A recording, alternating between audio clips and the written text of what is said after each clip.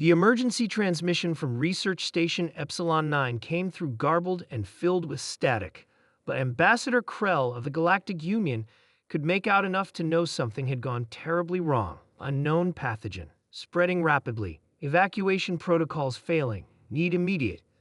The transmission cut off abruptly, replaced by a burst of white noise before falling silent. Krell's membranous skin rippled with concern as he turned to face the Council of Representatives. 26 species were present, each more advanced than the last, representatives of civilizations that had mastered faster-than-light travel, gravitational manipulation, and interdimensional communication. "This is the third research station lost on planet Terminus in as many cycles," Krell announced gravely. "I propose we officially classify it as a Class 15 Deathworld and place it under permanent quarantine." The classification wasn't given lightly. In the 5 millennia of the Galactic Union's existence, only 2 other planets had ever received such a designation. "What about the research?" asked Representative Morax, their crystalline forms shimmering under the council chamber's lights. "The biological compounds found on Terminus could revolutionize medicine across the galaxy." "No research is worth the lives we've already lost," Krell countered. "Terminus is simply too hostile. The atmospheric toxins alone have killed dozens of our best environmental specialists, not to mention the predatory fauna, the unpredictable tectonic activity, and now this unknown pathogen." The vote was unanimous. Planet Terminus would be marked in all galactic charts with the dreaded black hexagon symbol. Approach at your own peril. No rescue expeditions would be authorized. One standard month later, the quarantine buoys were in place, broadcasting warning signals across all known communication frequencies. The Galactic Union considered the matter closed, until the impossible happened. The long-range sensors aboard the Union patrol vessel Vigilant Dawn detected the small ship approaching Terminus. Initially, Captain Lox assumed it was a malfunctioning automated probe or perhaps space debris on an unfortunate trajectory. "It's a ship, Captain," Lieutenant Vexel reported, compound eyes blinking rapidly in confusion. "Crude design, minimal shielding, but definitely a crude vessel. I'm detecting 14 life signs." "Impossible," Captain Lox muttered. "No one would approach a Class 15 world willingly. Hail them immediately." The being that appeared on the view screen was unmistakably mammalian, bipedal, with a curious lack of external protection beyond a thin environmental suit that looked woefully inadequate for Terminus's toxic atmosphere. "This is Captain Jack Reynolds of the Earth vessel Pioneer *," the creature said, displaying flat teeth in what Lox's cultural database suggested was a friendly gesture. "We're responding to your distress beacon." "Distress beacon?" Lox's fins flared in confusion. "Those are quarantine buoys, not distress signals. Planet Terminus has been classified as a Class 15 Deathworld. Approach is forbidden." The human's expression changed, brows drawing together. "We interpreted the signal as a warning about dangerous conditions, yes, but our mission is to establish whether the planet could be terraformed for human habitation." "Terraformed?" Lox repeated, the unfamiliar word translating oddly. "You intend to modify the planet?" "That's right. Our preliminary scans suggest Terminus has a similar base composition to Earth, just with a more aggressive ecosystem and atmospheric makeup. Nothing we haven't dealt with before." Lox's tendrils curled in disbelief. "The atmosphere contains neurotoxins that can kill most sentient species in minutes."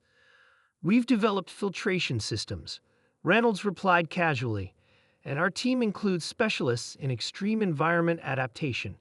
We've been terraforming hostile worlds for nearly a century now." "Impossible," Lox said, but with less conviction than before. "No species could survive." "Captain," Lieutenant Vexel interrupted, voice tight with alarm. "They've launched landing craft. 3 vessels are descending toward the northern continent."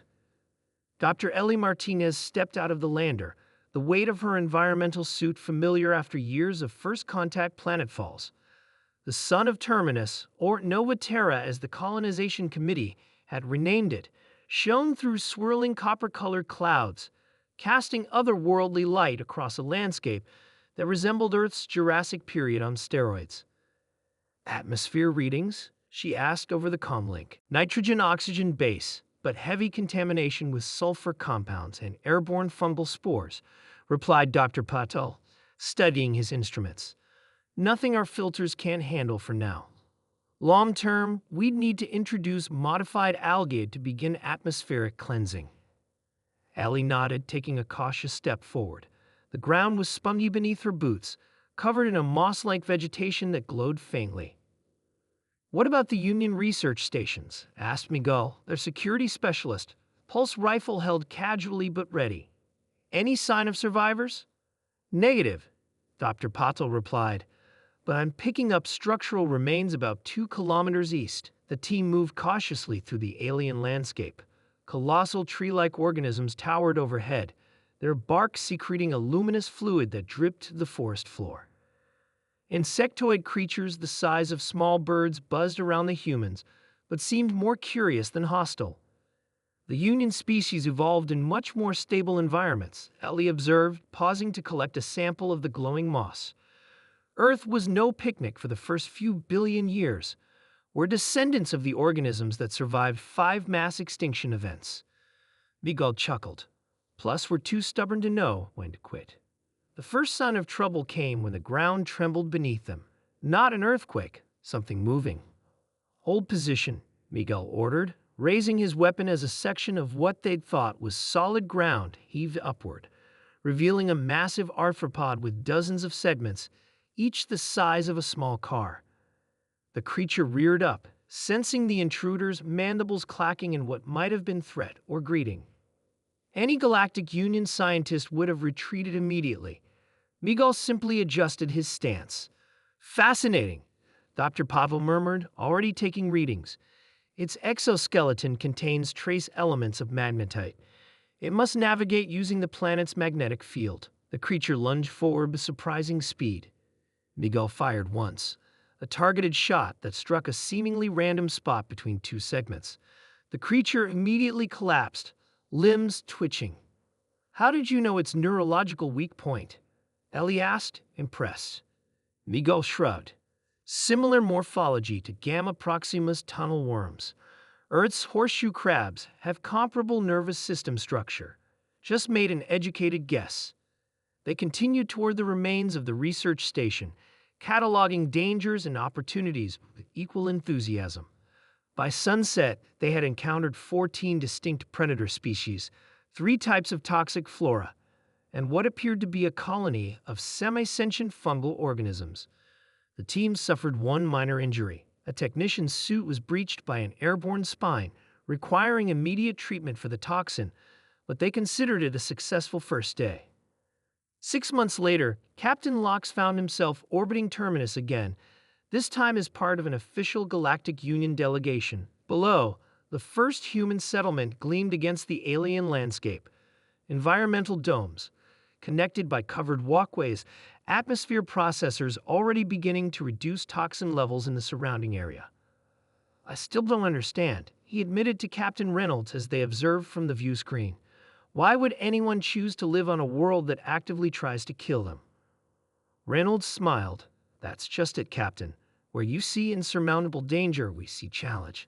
Where you see reason to flee, we see opportunity. Humanity didn't evolve on a gentle world. We fought our way to the top of a savage food chain on a planet that has tried to exterminate us countless times with ice ages, supervolcanoes, and pandemics." He gestured to the settlement below. "This isn't a Deathworld to us. It's just Tuesday." Lox's fins fluttered in what might have been respect or fear, perhaps both. The Galactic Union had encountered thousands of species across the cosmos, but humans were something new, a species that ran toward danger rather than away from it. For the first time in its long history, the Union modified its classification system. Terminus remained a Class 15 world, but with a new notation, currently undergoing human adaptation project.